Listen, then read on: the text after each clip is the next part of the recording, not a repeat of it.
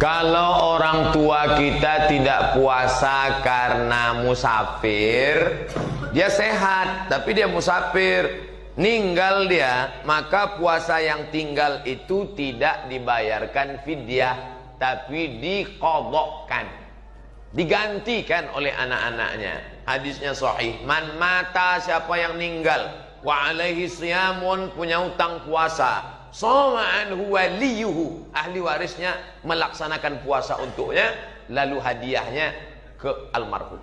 Tapi kalau dia tua renta, umur 80, nggak bisa lagi puasa 3 tahun berturut-turut Pak Ustadz, 30, 90, maka dibayarkan fidyah. Apakah 1 hari 1 fakir miskin, 1 hari 1 fakir miskin, atau dikumpul 90 hari kasih ke 1 fakir miskin? Boleh 90 fakir miskin.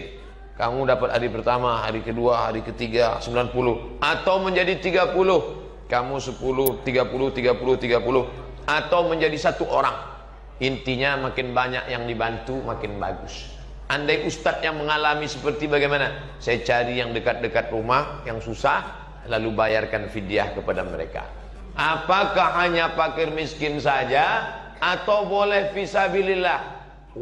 Tengok bunyi ayatnya. Wa 'alal ladzina yutiqunahu, bagi yang tidak sanggup puasa, fidyatun ta'amu miskin, kasih makan orang miskin, nggak boleh dialihkan ke yang lain. Allah sudah khususkan itu. Miskin itu siapa? Apa bedanya dengan fakir? Tidak ada income sama sekali. Fakir ada pemasukan tapi tidak mencukupi kebutuhan. Miskin itu beda fakir dengan miskin.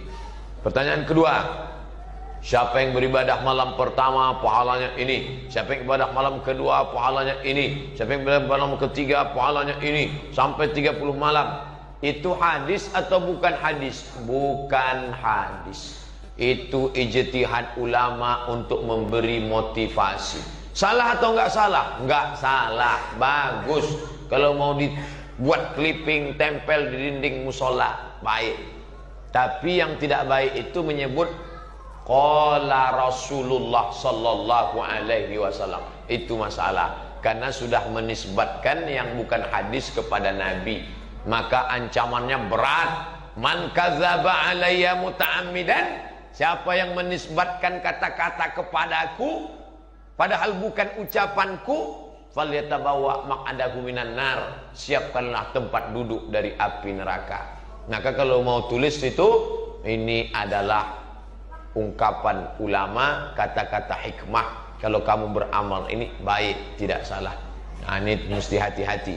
Kalau dia hadis riwayat imam siapa? Imam Bukhari dalam Sahih Bukhari, Imam Muslim dalam kitab Sahih Muslim, Imam Tirmizi dalam kitab Sunan Tirmizi, Imam Abi Dawud dalam Sunan Abi Dawud, Imam Nasai dalam kitab Sunan Nasai, Imam Ibn Majah dalam kitab Sunan Ibn Majah, Imam Ahmad bin Ambal dalam kitab Musnad, Imam Malik dalam kitab Muwatta, Imam Darimi dalam kitab Sunan Darimi. Inilah 9 kitab induk Ahlus Sunnah wal Jamaah, di samping kitab-kitab hadis yang lain. Adapun yang bukan hadis, maka jangan kita katakan hadis.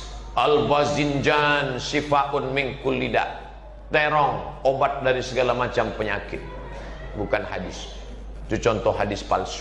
Yang buat itu siapa? Tukang terong, biar laku terong. Wallahu a'lam.